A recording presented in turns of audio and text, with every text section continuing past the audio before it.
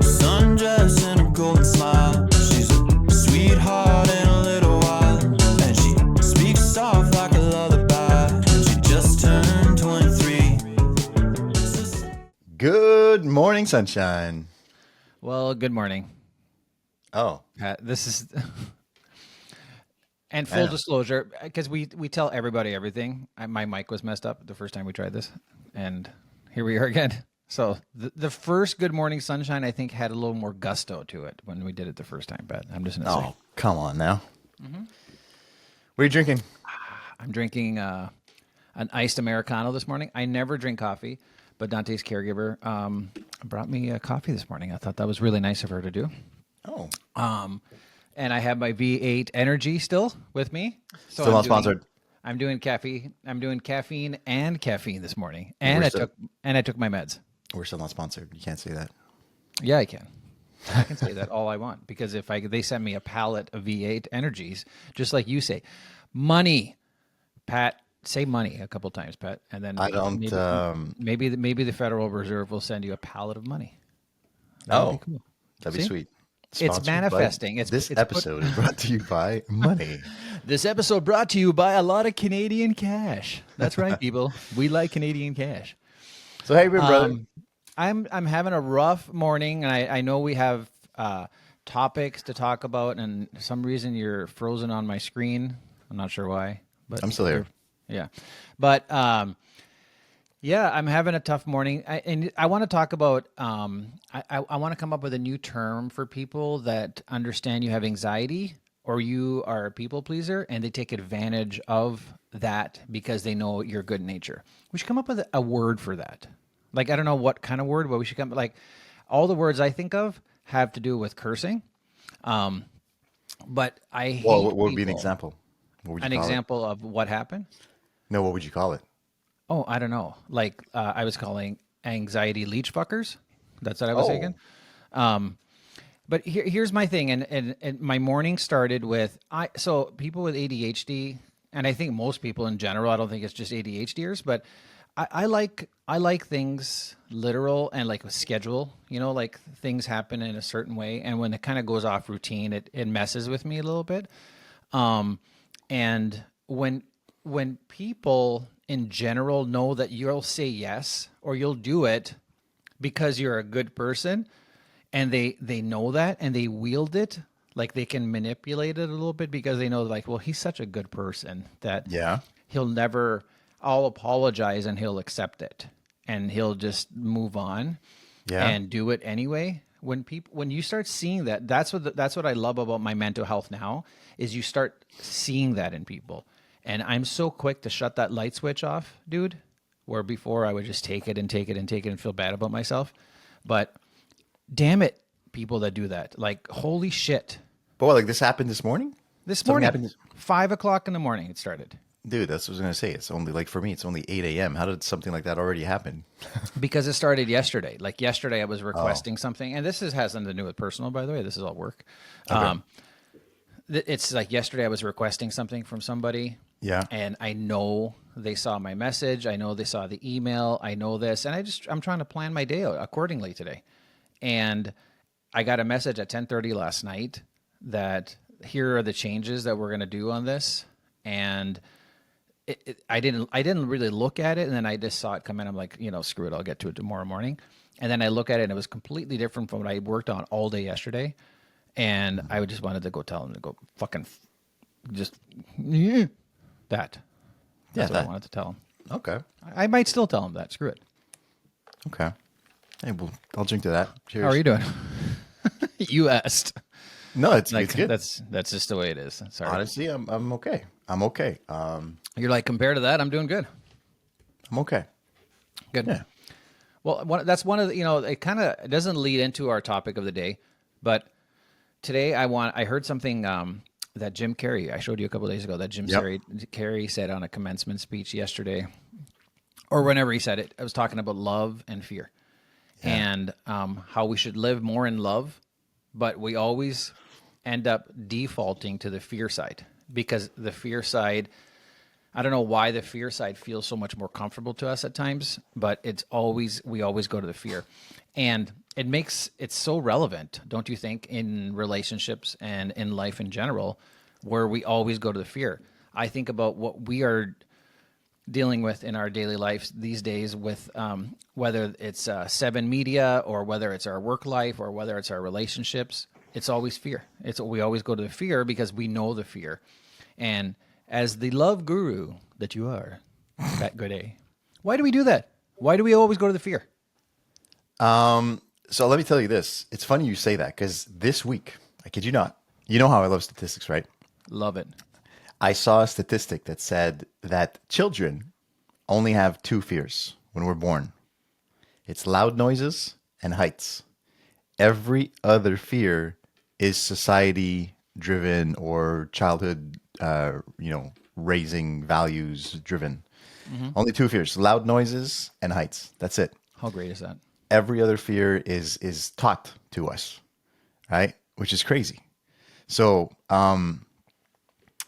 that's a good subject. It's a good subject. And I think we're going to have an interesting conversation on that because, like, every fear is taught to us. I was talking about this with someone, like just spiders, let's say. Spiders, right?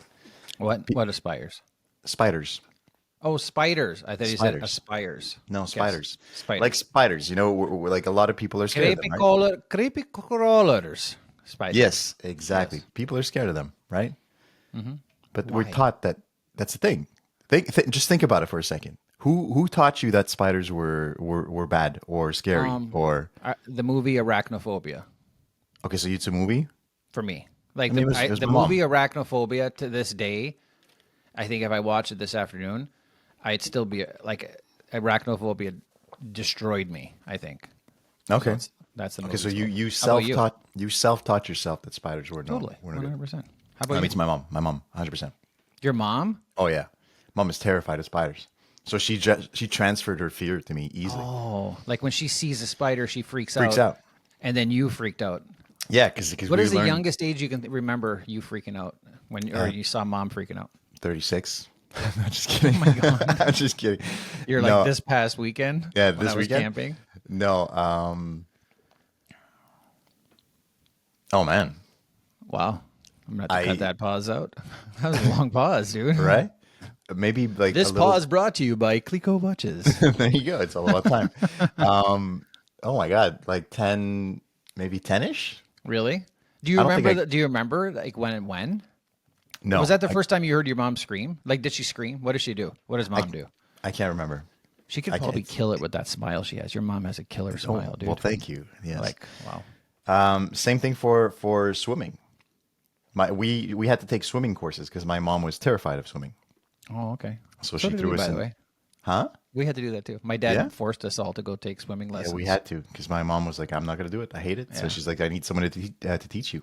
That's funny. But like these are all fears that were taught to us. So what you're saying now, I think, is super relevant because people in today's world, people in relationships or whatever the case, they probably go to the fear side of things first because they're cautious. I guess I want to put it that way. So why don't we learn in relationships about fear? Like you talk about a spider, right? You're scared of a spider. You know a spider. If a spider was crawling on you right now, like you look down at your leg, you probably thought a spider was crawling you. But That was Brutus, actually. okay. But if you saw a spider crawling on you, you would have that fear, right? How many times have you been in a relationship where you feared something bad was going to happen, but you continue to go back to it every time? Why doesn't that fear transfer over to relationships than it does in a physical fear? I'm gonna tell you right now Okay, tell me. I'm waiting. because I'm our listening. our parents don't talk about that. They don't talk about relationships. They don't talk about their own relationships. Who really teaches anything to us about relationships? We don't learn it at school. We don't. Who learn taught it from you our about parents. relationships? Like who taught you? You? Who Yeah. taught you about sex I think I had like one course in high school. in high school? Yeah, And and I did your think parents like, never? Did your parents ever talk? Like you're not too much younger than me, but Not really. Like I mean, I'm only what 40, maybe 50. Yeah, I'm 65. But so yeah, I heard that on your live a couple days ago. Did people actually think you're 60? yeah, I got like there's like 12 people that thought I was 65. It's the hair, dude. Do what I do. No, Just cut it off. No, You would we're look good as good. bald. Let me see how you would look. Let me put my I've fingers. tried it already. Stay on It's not track, bad. bro. I am on track. I'm looking at you Stay on bald. track. Um, yeah, it was just it was one course in high school, and my parents never really talked to me about that either. So that's the thing. How are you supposed to know something if nobody teaches it to you? Doesn't make sense. I think they should teach, besides just sex ed in school, they should do relationship stuff. What to do when you go buy something and your spouse didn't know you were going to pay for it, or you were going to buy something, like relationship emotions. Like, that's what I'm talking about. They should teach emotions in school, not How would just you do sex that ed. though? Everyone is just so different. Examples these days, I think.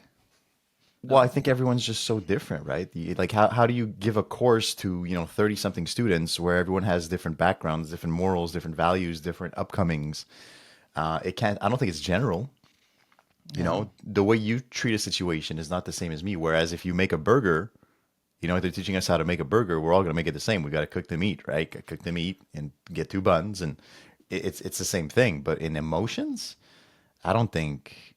Like take us for instance. You take a teacher to try to teach us the same thing. We're not going to handle it the same way. We're way too different. But I think in general, they should teach some sort of, not emotions maybe, but some sort of, like, how about respect? How about learning how to respect a woman? Or talking about, like, I remember when I was in school, I maybe remember them talking about how women are different than men and how we translate emotions different. But I think back in the day, it was so unheard of for men to talk about emotions that just no one talked about it. Like, no one even talked about it. And even the sex ed classes at school were so vague. They weren't talking about anything besides the procreation, which No. is having sex and then you have kids and then you get pregnant. It was mostly on the pregnancy side of things, like what happens after. You Yeah. know, they didn't talk about everything else that leads up to that, or aftermath. Like, it was nothing. It was just very vague. It was very obscure. And then I would go home and ask my parents, and my mom would say nothing. Or my dad would be like, "Go ask your mother." That's Ah. what my dad said. Go ask your mom. I mean, that's a good question though. Like, you got me thinking now. Who taught you what? When you think about your relationship knowledge, when you think about your sexual knowledge, when you think about who taught you what? I think most of this stuff is self-taught, dude. You have no choice because nobody talks about it. You like for respect. I'll give you an example. Who taught me respect? My Taekwondo courses. Really? I used to do Taekwondo, and Taekwondo is all about respect, man. Respect your opponent, respect your friends, respect your coaches, respect everybody. That's where I learned most of my respect. I think Not with me, respect came from when I disrespected something, and then my dad slapped me in the back of the head. That was my, oh wait, I did something wrong. no bueno. I wasn't supposed to do that. Yeah. But yeah, the whole love and fear thing is it's such a big player, where it's easy to say live in love, because when you love something, like when you actually love something, or you want to live in that section of your brain, it feels good. Like, it feels good to smile. It feels good to, like, just have that warm feeling. But fear is always right there. Like, hey, I see you're having a good moment right now. Do you remember that time when, and then it fills in the blank with some fear, Yeah. And yeah, it's just a messed up way to try to bring. And then your kids, and society teaches you, like you said. I love the fear thing about teaching. That makes so much relevant. What else are you afraid of that is physical, like spiders? Physical? Yeah. And nothing physical. The rest is pretty much. You like snakes? I don't mind snakes. Really? Well, What about mice? Do you I'm like not mice? gonna say I like them. If a mouse ran across the room, you'd be like, "Hey, mouse, no problem." You wouldn't climb up on a table. No. I'm No, thinking for of I'm thinking my mom was afraid of a lot of things, because, like, I don't like these things Well, you're probably afraid of the same things, right? that she was, or that my Yeah. parents were. Exactly. There's a lot of stuff like the plane for me. I'm afraid. Oh, there you go. The plane. I'm afraid of the plane. Yeah. You're to this day. Yeah. What Still. what makes you scared of an airplane besides the plummeting to your death from 30,000 feet? Yeah, that's one of the reasons. Okay. I think when I was young, we took the plane, and I could feel my mom's fear. Most of these things come from my mom. My mom is a very sensitive. That's so funny you say that. I remember now that you mentioned your mom on an airplane, I remember my first few times because we would go to Italy every summer. So we lived in Canada and we'd go to Italy every summer for the entire summer. And I remember the first couple trips we were going to Italy. I thought we were moving to Italy every summer because Italians pack a lot of bags. Like we'd be at Toronto Airport. We always had a layover for like 6 hours at Toronto Airport. And we had like 3 of those, like, the luggage carts. We had 3 of those. Like, it was like so much luggage. And I was younger and whatnot. And I remember like that one flight, there was a lot of turbulence and I was sitting next to my mom. And I remember my mom like holding my arm or squeezing my hand. And I'm looking at her because she's the parent. You're supposed to look at your parents when you're that young. It's like, are you going to protect me? And she's looking at me like, we're going to fucking die, like right now in turbulence, like she's got that look. And I remember that transferred over to me the first few times I flew by myself, right? When you feel turbulence, you're like, oh my God, but that's so relevant. I'm amazed. I love that you said that today because it kind of puts in perspective, I think, to a lot of our listeners that are afraid of some things. Where did it come from? Where did that fear come from? And I don't think how do you let it go? I'm not a parent, obviously, but I think a lot of parents, that you don't want to transfer those fears to your kids, right? I think most parents will say the same thing. They're like, I don't want to transfer my fears to my kids. But sometimes you do it unintentionally just because of those frequencies, the vibrations, the body language that you're putting out. And so that example is a perfect example. She didn't tell you, hey, Mario, in a situation like this where there's turbulence, you have to be scared. She didn't say that because she doesn't want you to be scared.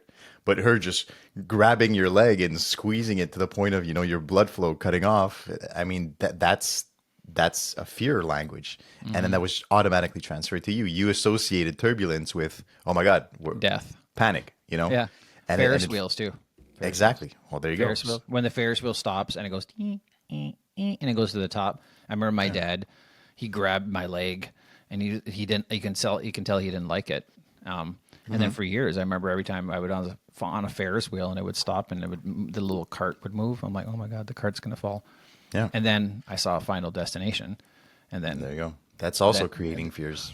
no kidding. Now right? that's why every time you're driving and you see that truck with a bunch of logs in the back, Totally, everybody dude. thinks the same thing. Everyone goes there. And Everyone goes there. congratulations to the producers of Final Destination for Yes, thank you creating for so much inducing- chaos and fear in people. Because it worked, by the way. Yeah, and it's the truth. I mean, so many people. I've even posted about this once. I'm like, who else thinks about this when they're behind this truck? And there was one's like 98% of people were like, yeah, me too. For sure. It's self-induced or self-taught fears because when we're born, there's only 2 apparently. So when it comes to relationships, how do we get rid of it? well, that's a great question. You face them. I would say you face them. And here's the thing about the plane. I could tell you, and the same thing in relationships too. For me, the plane, it's better now.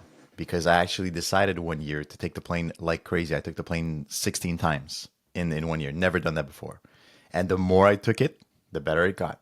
And then by the 16th flight, I was just chilling in my seat watching a movie, and you face it. So I think it's the same thing in relationships. In relationships, parents don't want to teach their children to go into relationships and be unhappy and get a divorce, separate, whatever. But the reality is you have to face it. So I think you just face it, whatever it is. And in relationships, people who are afraid to talk, maybe afraid to communicate, you got to face it. Because if you don't face it, you're never going to talk. I had a discussion today.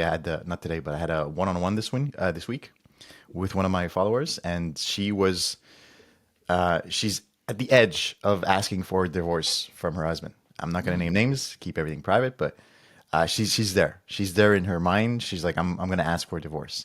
And right now, she's just missing the give the papers. She's got them, but she's not able to, to do that final act and just give it to him. She's scared, right? So it comes back to that. I think to get rid of that fear, you just got to do it. You got to jump. It's like that jump. Have you ever went parachuting? No, never. No, not at all. Didn't I just tell you about the turbulence thing with my mother? Like turbulence. It took me years to get rid of turbulence. Jumping out of an airplane? Are you kidding me? I rather Would that you? than stay on. I did it. You jumped out of an airplane? Yes, sir. And I loved it, and I'll tell you why. Did Because you I have a was diaper on? no, Because I would shit myself so bad. no. I liked it so much because I was jumping off the plane. I'd rather jump you were off the plane than stay on it. You were like, I'm out of here. Yeah. So, but That's so funny. here's a story of that. First of all, amazing experience. Highly suggest it. I mean, you got to do it on. It's got to be on your checklist.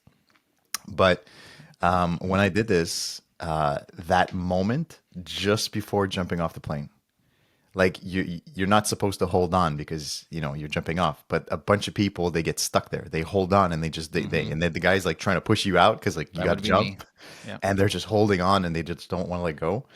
That part right there, that moment right there, it's a fraction of like it's a few seconds. The jumping is the scariest part. And then after that, and it's liberating. It's insane. Like best feeling ever. You're falling from, I don't know, 20,000 feet. The wind is just blowing your face up. Like it's an amazing feeling. And I always relate life to that moment. That second that you're hesitant to jump or not. I think it's the same thing in life. And that's what my follower is going through right now. She's right there. She's like she's at the edge of the plane and she's just not jumping. She's just think everything's going in, fear is in the head and it's just playing back and playing back. And she's just not making the move. Yeah. But that's that little jump. It's do it. And you'll see after it's going to be so liberating. And going back to the Mel Robbins thing, like let them and let go. Let fear have its own thing. Like let that happen. Yeah. Like the jump itself. Like you just said, you jump and the wind's hitting your face, and I'm listening to you say that, and all I can think of is like, well, yeah, you have no choice at that point. Once you jump, you can't be like, hey, I want to go back on the plane. No. You're in those situations, you can jump and gravity is pulling you back to earth again, right? Yeah.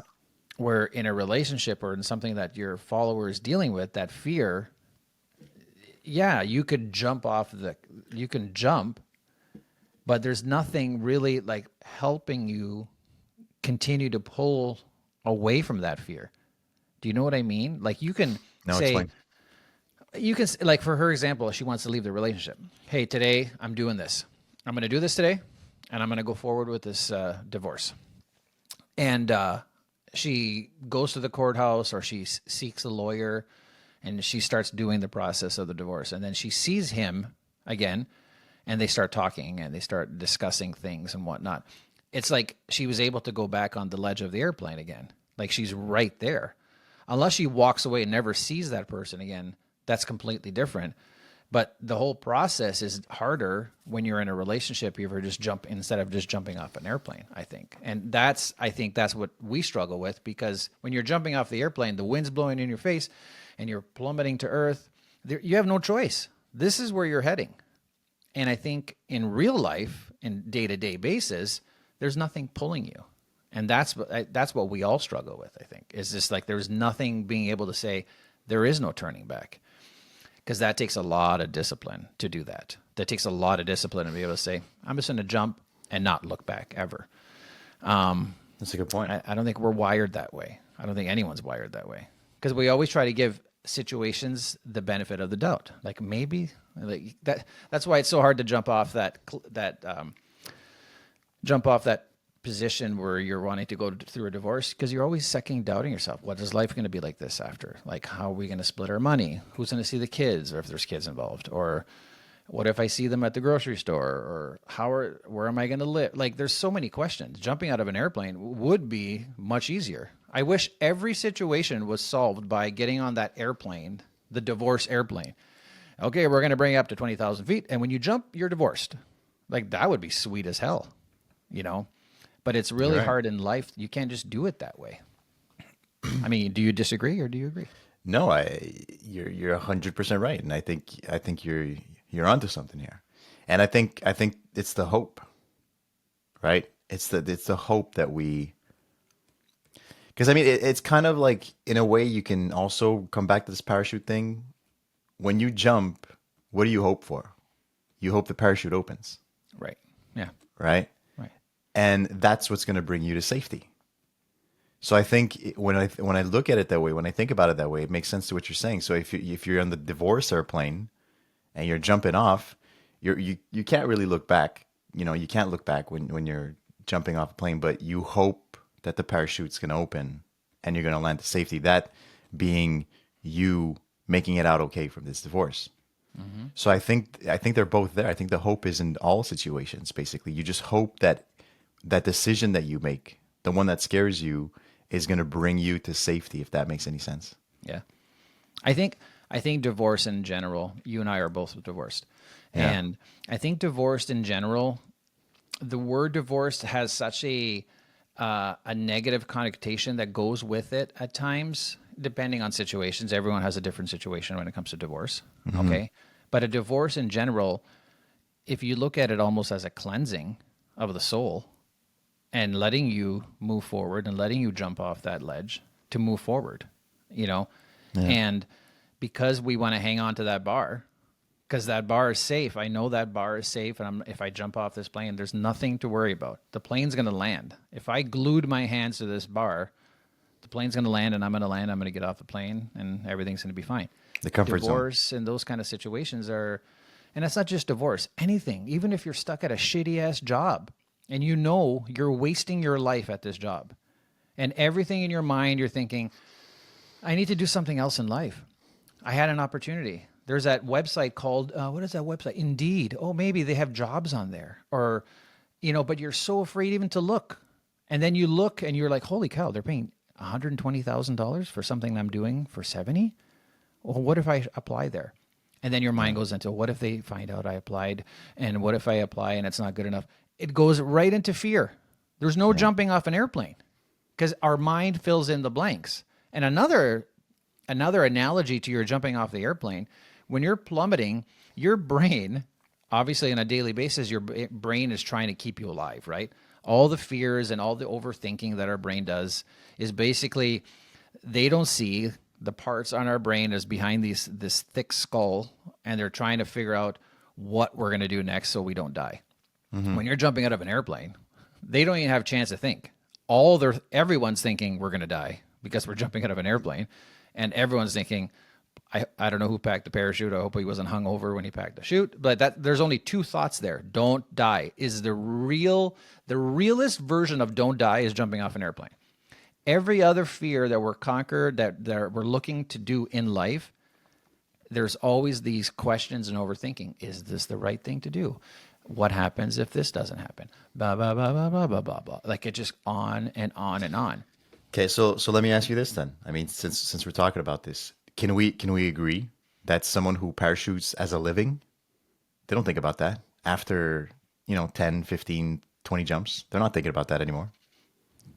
I know where you're going with this, Love Guru. And there, you see what I mean? Like, no, I totally agree. So we think about that. Practice makes perfect. There you go. So we think about it because it's the first time we do it. We're not in control. But someone who does this as a living, they don't think about that anymore. Hell no. They're like, I've done this 1,000 times. Every single time I've landed in safety. Every single time. So when they jump, it's just another day at work. And so it comes back to what I said before. You got to face the fear, and it goes away. And that's what I think I love about that muscle in our skull. That's so amazing, right? The more we train it, the better it gets in anything, whether it's emotions, thoughts, grief, anything. It just gets better. It's a muscle, right? So you just train it to get rid of these things. And I think coming back to the parachute thing, jumpers that have 100 jumps, they're not thinking about it. They're like, I'm never gonna die like this ever. It's like it's safer than walking down the street. Well, to them, it's living. That's living in love. For them, it's living. They can't wait to jump. They can't wait to jump. And with us, like every other move in life, do you ever see the videos of the guys that jump out of an airplane and land in a net with no parachute? Have you ever seen those? Yes, I've seen that. Yeah. Where they're aiming for a net. Yeah. That's what we should be doing in life when we're facing a fear that we have to jump out of the airplane. We should have a target that if we don't land on that net, we're going to go 12 feet into the earth and most of our body's going to break apart. But if we don't jump out of the airplane and have a target, that is, it's scary in itself. But if you don't have a target in anything in life, then you're just kind of walking around aimlessly trying to figure it out, which is also scary, It's like traveling these days without a GPS. How the hell did we get around besides maps back in the day? How did we get around, dude, without the GPS? I remember writing down I don't know. directions, turn left on 5th Street, then 2 lights, turn. Well, there was MapQuest back in the day. Yeah, remember? Oh my God. I less than a year ago, someone came to me with they like pulled over and they're like, "Hey, I'm trying to get to this location." It was MapQuest, dude. Yeah. I didn't even think MapQuest was still around. I think it still is. And they had an iPhone, which was really weird. It's like, dude, it's right on your phone.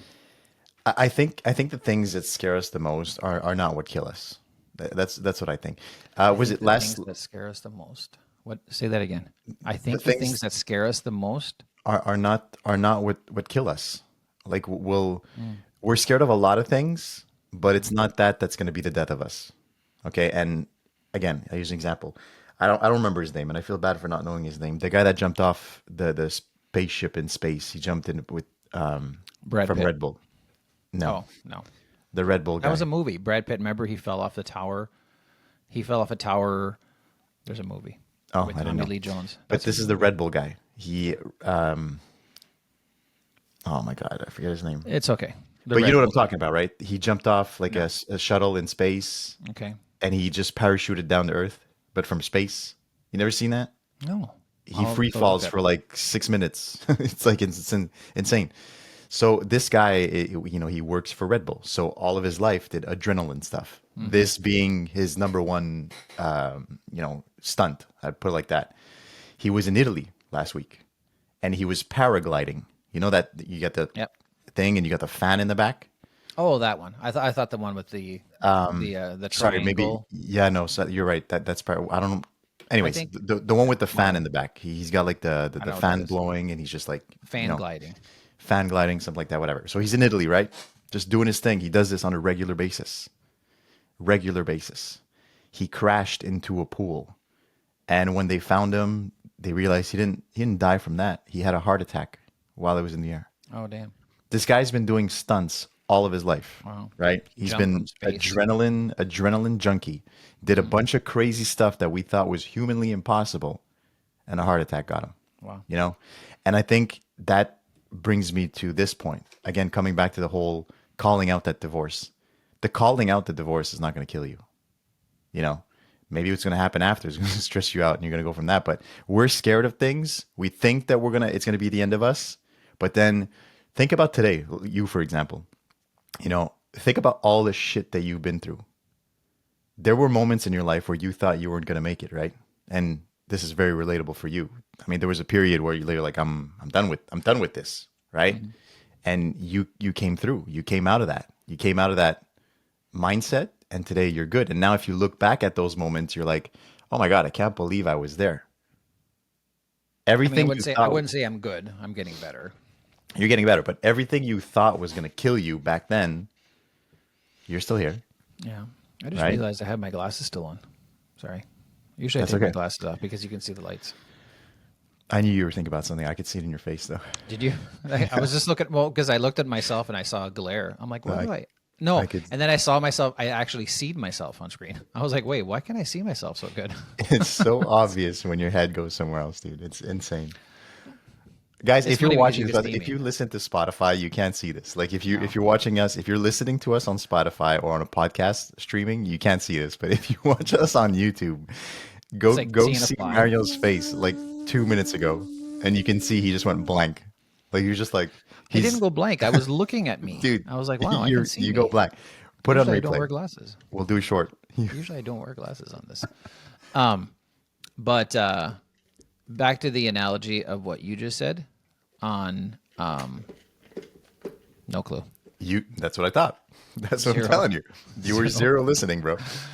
I have Zero listening. the last thing I remember you saying. This is so funny. The last thing I remember you saying was you were talking about the guys that jump out of the parachute for a living. Bro. Oh wait, the Red Bull guy. There he is. He had a heart attack. Takes And me a second. after And we're that? back. Nope. After that, there was more. Yes, sirree. Red Bull That's- guy died of a heart attack. Mm-hmm. And he's This is been doing hilarious. it his whole life.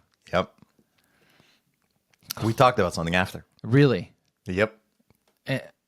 He was talking about the Red Bull. This the episode is air brought to you by ADHD. He was air gliding Nope. We talked and about then something else. the swimming pool. I think you lost me when you said he hit a swimming pool while he was flying, and my brain went to, was there a swimming pool in the sky? Like where? How did the swimming pool get to the sky? That was where I went. Then I noticed myself. I was like, "Wow, I'm wearing glasses. I can see a reflection." And I heard noises. I heard mumbling. Dude, Mumbling. we had a full on conversation after that. No, we didn't. Dude. Yes, we did. I I play it can't back. wait. I can't wait to hear this back. Play it because back. I'm going to be like, shit, we were talking about that. Can you So, give me a hint? nope. Throw me a lob ball. Just throw No. me something. I want you to watch it back. That's You're what I want you to do. so terrible to me. I wish, you guys all think Pat's nice. He's not that nice. Oh, he's so mean to me all the time. Just watch it back. But I said, look at you. You were in a bad time. Yes, and I came Oh, through. Wait, okay. I came through. I'm not better. That's where it was. Look at you. okay. You're good. And then I said, well, I'm not good. I'm doing better. There we go. Hello. It's all coming back. It's all Time coming fixes back. everything at Clico.com. Ah, dude. All right. Okay. So let's reverse everything we said about fear and turn it into love. Yeah. Now everything we talked about. If your mom loves spiders, she saw a spider, she flipped out and grabbed a container, put this little 8-legged furry thing in a little thing with a little bit of water. I don't know if spiders like water, but if they, and she started nurturing it. Yep. Do you think today you would be like, "Oh my God, a spider! Yay!" 100%. I had a neighbor that loved bumblebees. Well, that's Love cool. them. Bumblebees are great. I was scared forever though. Depends how you're raised. That's what I'm saying. Depends how you're raised. I was raised where bumblebees were dangerous because they have sting, So anything that was Must be a wasp, Canadian thing. maybe a worldwide thing. I was raised where bumblebees were dangerous. Yeah. And then I have this neighbor who literally puts them on his finger and he pets them because they're so soft, right? I see this and I'm like, okay, this guy is crazy, bro. This guy is crazy. He's living life like he's living dangerously. Yeah. No, because he was taught that bumblebees were good, right? So coming back to what you just said, I think it's a question of perception. If I was raised in a situation where someone would have been like, "Ooh, spider, amazing! Thank you, little spider, because you eat all the insects that come into my house, like the flies, this, that. You basically take care of all this, and you cherish them." Then yes, I would have probably loved spiders too, because I know that they're helping the environment. I know that they're helping the world because they have everything in this planet has a purpose, right? Except for ticks. I don't think ticks have a purpose. I don't think so either. No, No. or mosquitoes for that. Anyways, but that's another podcast. So had I been taught that way, then yes, and it's the same thing for heartbreak. If I would have been taught at a young age that heartbreak is okay, it's not the death of you. It's okay. It's a shedding of the heart. Exactly. It's making room for the things we deserve and blah blah blah blah blah. Like everything could have been taught so that me, my old me, knew that when I was going to go through these situations, it was going to be okay. But nobody teaches you that. Instead, you see people go through it, and it's the death of them, right? Because they heartbreak, they cry, they yell, and you just see that, and you're like, oh, heartbreak is a terrible thing. Yeah. But what if we taught our kids at a young age that heartbreak is going to happen?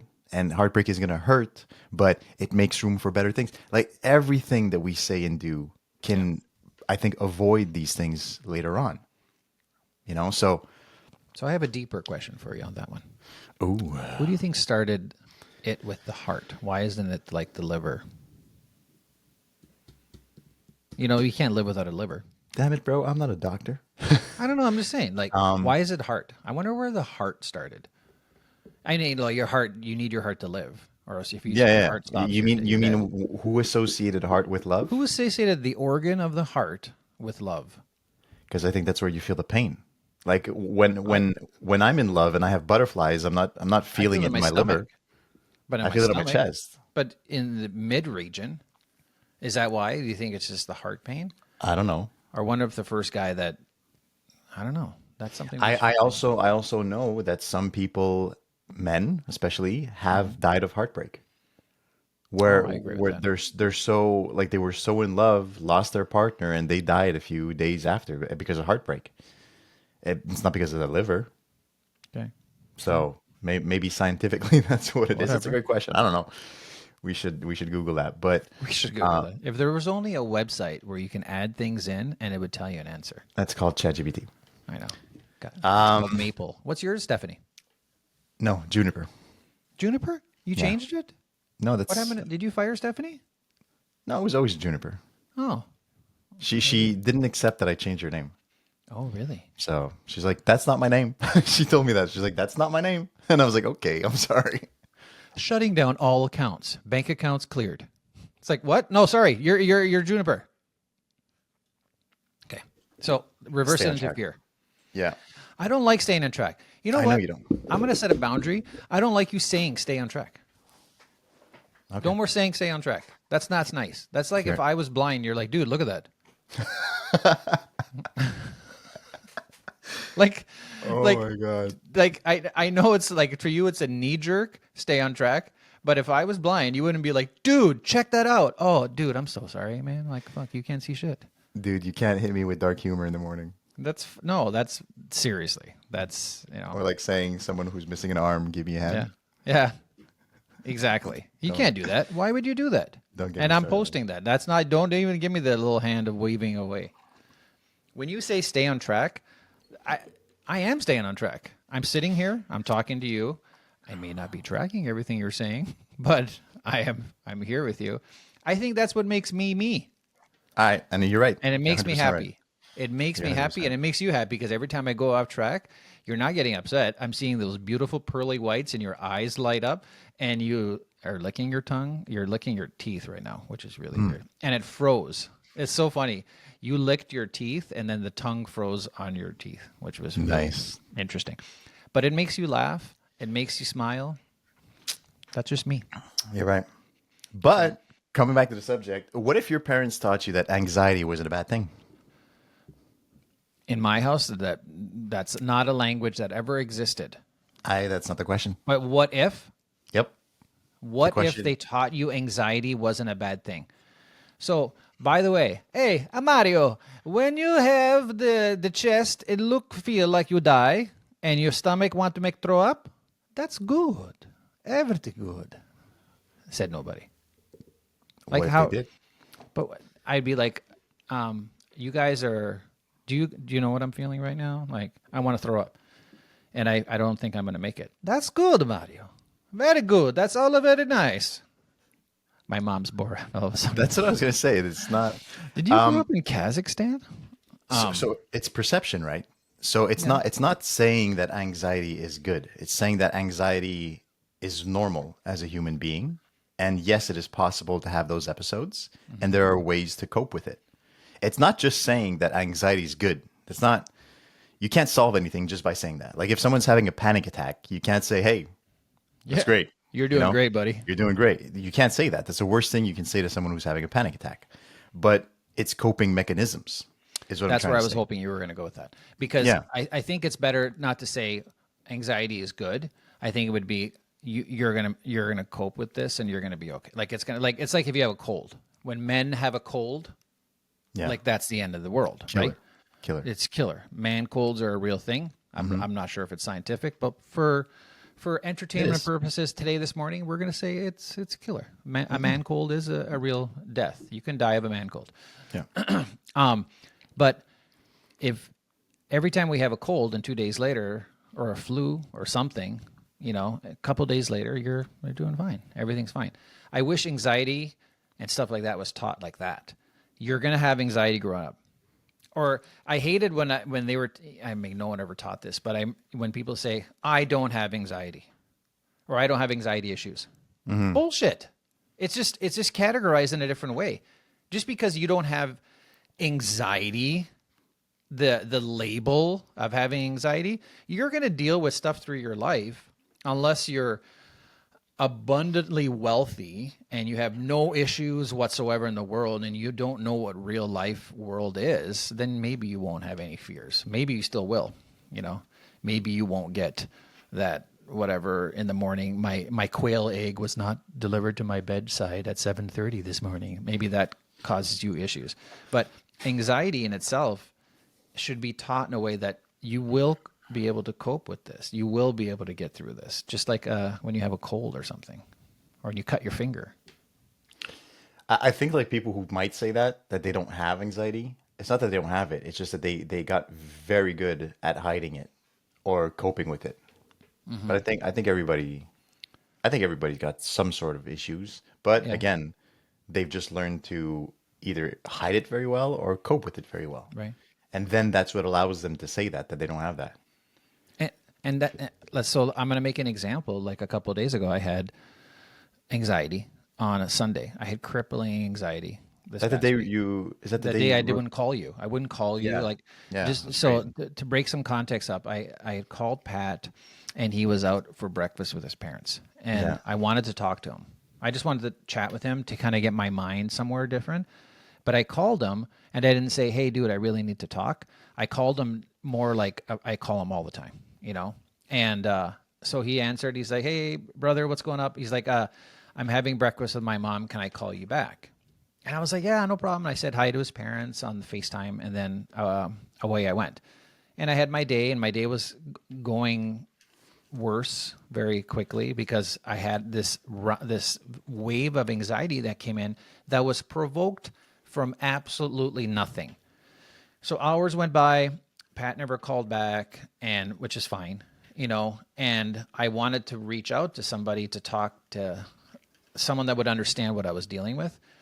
But then I also thought, I am not going to give anxiety the freedom here to take over my day. So I went outside. I did something with Dante. I went for a scooter ride. And I don't think I talked to Pat until the next morning, right? Was it the next day we talked in the morning? So I'm looking at the conversation right now. On conversation on what? On text message? Or text, yeah. Oh, Look at okay. the text. So you texted me. So you called me in the morning, right? You called me in the morning When you were while having breakfast? I was having brunch with my parents. All right? Then you said I never called you back, but still with my parents, right? So at 4:55, you were, "Are we good if we have a safe word?" Oh, yeah. I remember that. There you go. You were to me, "Are we good if we have a safe word? I'm having an attack." Then right when you sent me that, I called you Instantly. instantly. And then you picked up and hung up the phone. I didn't want to. I was trying to hit end. Yeah, but and instead then I was going to text you. you picked up and you hung up the phone. And you said, "Bro, sorry, I don't want to right now." But right after sending me that safe word message. So I told you, well, that's very contradictory. That was my answer. That's what I told you, right? Because you called me, you reached out for a helping hand, and boom, I was there. Because now I knew something was up, so I called you right away. And then you said, "Well, not right now." So Okay, I'm going to stop you there.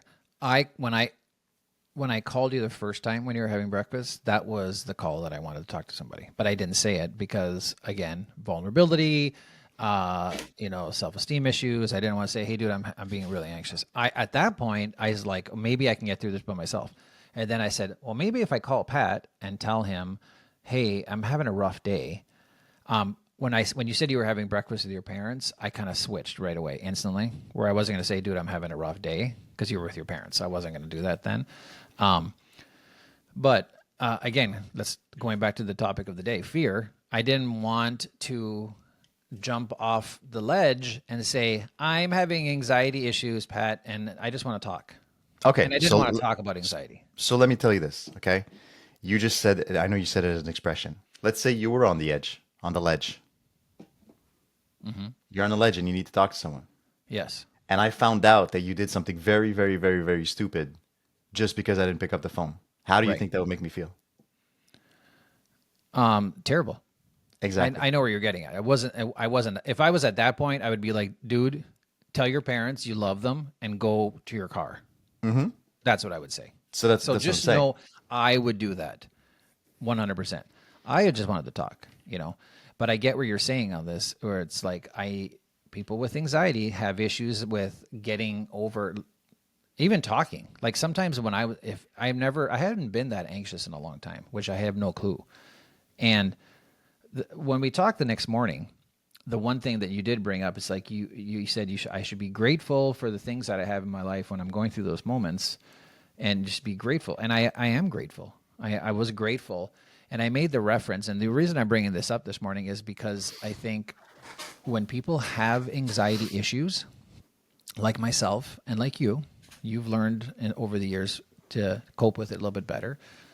But when you have an anxiety issue like that, it's like eating bad food and, having the shits and being on the toilet and being like, oh my God, this sucks. And you're not going to think about being grateful for the meal that you had the day before, that I'm so grateful yesterday I had really good food. No, in that moment, all you're thinking about is like, I can't believe I'm dealing with this. So that's where I was when I called you. I don't know about that. I understand what you're saying, but like, Yeah. let's say you do have the shits. All right, you're not going to think about the meal you had the night before, but you are grateful of when you feel very good and that you're not having the shits. Not in the moment. Don't even give me that, dude. Don't even give me that you're sitting on a toilet bleeding out of your ass and you're thinking of like, I'm so grateful of the other moments. I like how our analogy is sitting on a toilet It's so right bad. now. But okay, listen, I'm not thinking about it at the moment, but I say after like I'm done on the toilet, I'll say like, oh my God, I feel ungrateful for the times that I am okay. You know what I mean? When everything is good, we don't think about that time that we're on the toilet. No, not But at the all. opposite happens. Absolutely. Right? It's the same with the cold. We talked about the man cold before. You have a man cold, and those 2, 3, 4 days that you have a man cold, they're terrible. And then Horrible. you wake up and you're like, oh, I could breathe again, right? I could breathe again, and you're grateful that you're back to yourself. So I think there is moments of gratefulness in everything that we do, and that's what I texted you that morning. I said, Mario, I'd like it. I said, I'd like it if you practiced more gratitude. And because I told you, I said, here we are. A lot of times we're comparing ourselves to others. And like Mario, we'll tell the listeners what I told you. I don't, if you don't mind, I don't mind. Are you okay with that? Sure. I don't remember what you said, but sure. Okay. I called you and I said, I need you to practice more gratitude. I said, here you are with, a beautiful spouse. You got, a beautiful family, a beautiful house, beautiful job. You got, money coming in. You got a shelter. You got everything you need, brother. Like, and you got to think of these things when those things happen, because there's some people that don't have that. They're in much worse situations, and it's just nice sometimes to just take a step back and think about everything you got and say, okay, look, I'm having a panic attack. I'm having anxiety, but my God, am I happy of everything I've built so far and what I have around me and the friends I have around me? Use that gratefulness to counterattack the anxiety, is what I'm saying. And I tried. I did try. And I'm realizing that like I knew where you were coming from when you said that. It came from love. Like everything you Yeah, said yeah, to me came totally. from love. It wasn't like, dude, snap out of it. Yeah, I had talked to another it friend was that day. go for a walk. Yeah, I talked to another friend and they were like, dude, just think of something different. Didn't say, Let it walk go. it off or something. Let it go. Okay, Just let it go, dude. You just go do something. Yeah. Like I'm like, okay, I need to rethink this shit, You're like, but that's the greatest advice I've ever had. Thanks, buddy. yeah. Oh my, is that all I have to do? Just like let it go? Thanks. Yeah. But yeah, like I hear what you're saying and I agree with you.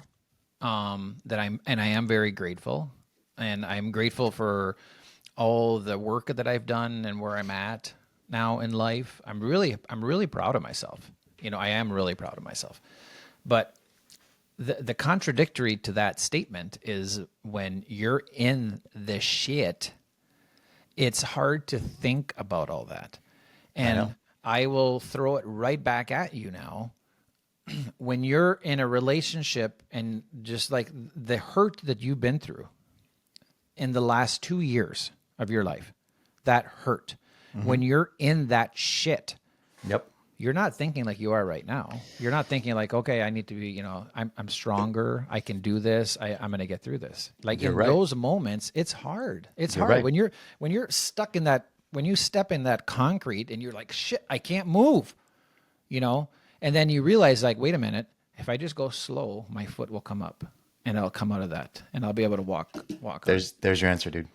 Literally, you just gave yourself the answer. So you're right about that. The moments that I've had in the past 2 years were extremely difficult when I was in the moment. But the truth is, the more I practice these, the better I get. Yeah. Right? I agree. Same thing for the concrete you just said. If you were to fall into quicksand tomorrow morning, chances I are should have you said die. quicksand. Yeah, I should have Well, said yeah, quicksand. maybe concrete quicksand.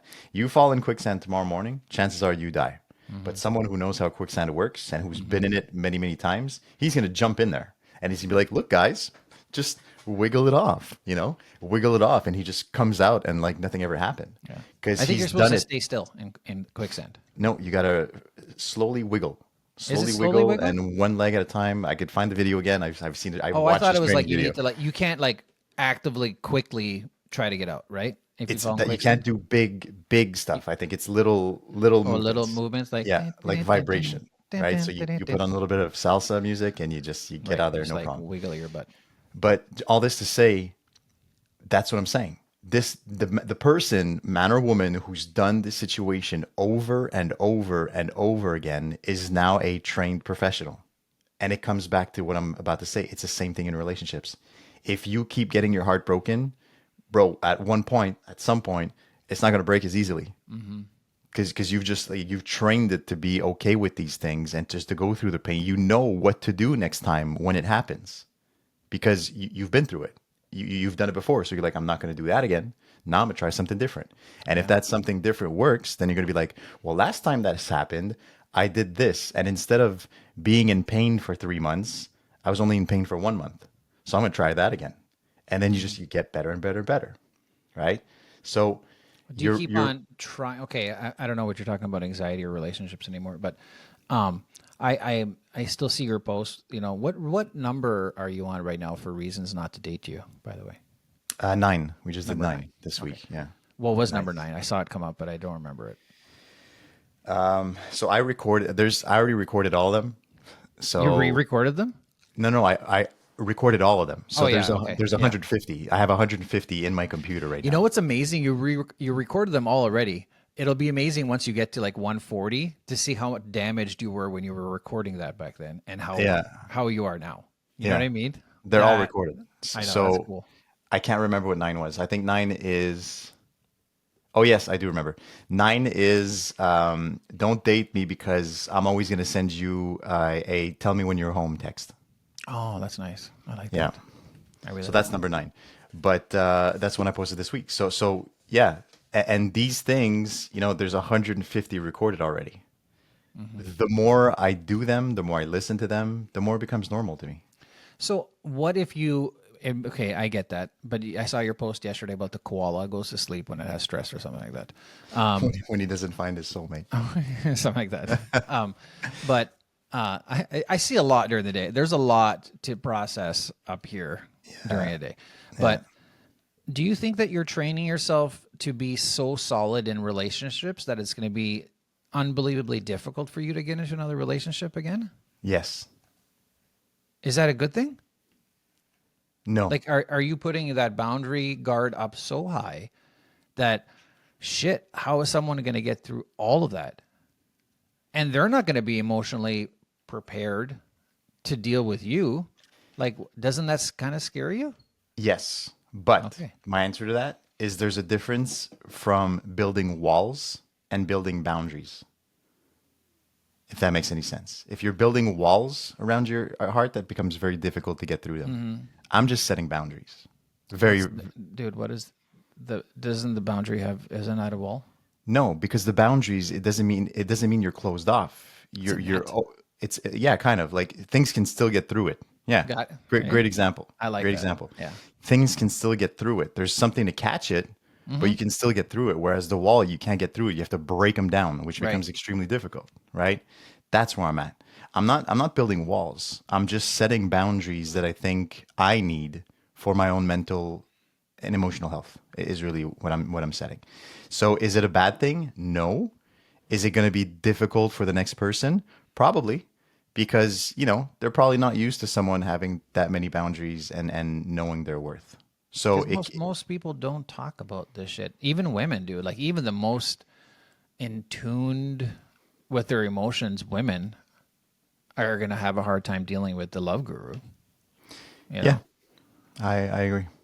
I agree. But Or do you take someone that maybe is emotionally damaged a little bit and then able to help them win your love guru ways to get to a point of enlightenment where you are? I don't know. The only What thing are I you can looking tell for? you, There's a lot of people listening here, Pat. What are you looking for in a woman? Like, come on. to tell you the truth, Yeah. I'm still figuring that out. Because right now, you know this, I'm in a period of my life where there's just so much going on that I don't even think I can. I Oh, I think can a relationship would be the worst thing for you right now. absolutely. In this moment. It's terrible. I Yeah, like. that I would be think about it, and terrible. I'm like, I wouldn't.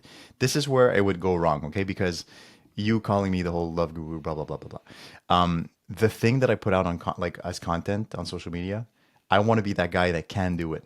It'd be so contradictory, right? If I didn't. Oh, totally. But right now, I don't think I have the time to be able to be that man on social media because there's just so much going on. Yeah. So currently, I'm not looking for anything. No.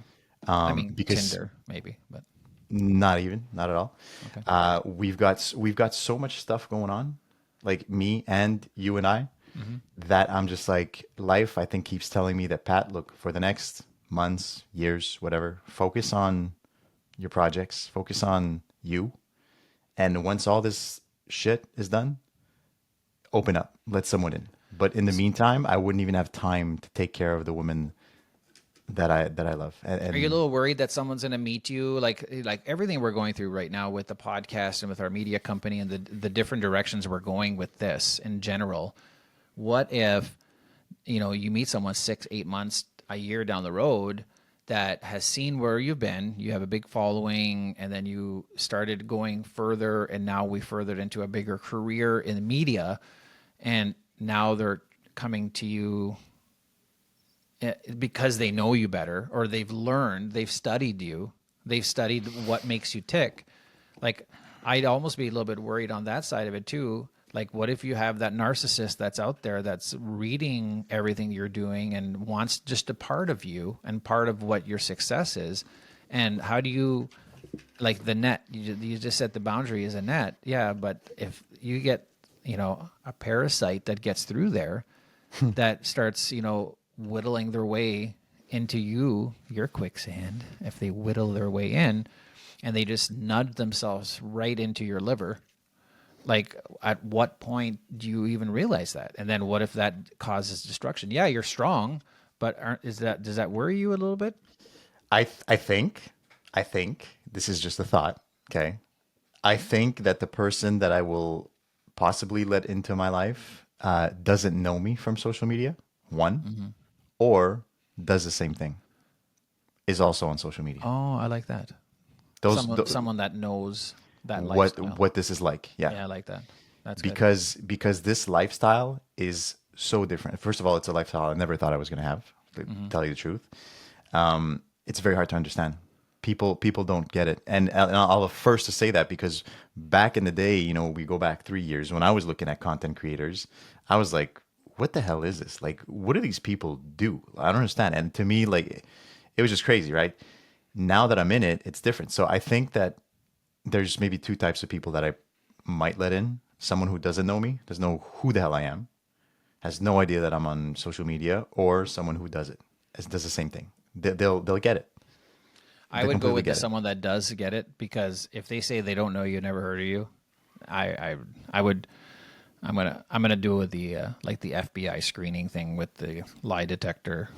We're gonna have to have a sector of that. So then it would be someone who does it too.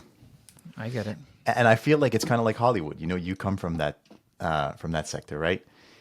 Actors date what? Other actors, right? Most singers, actors, they usually have a tendency to date each other because they're in the same lifestyle, right? Yeah, I get you won't see like Brad Pitt go on Tinder, start swiping, and be like, oh, maybe this one. Good. That's not how it works. Brad Pitt's like, I like her. Get my manager to call her and set a date. Set up a date. Yeah, that's how it works. So I think it's kind of a little bit relatable here.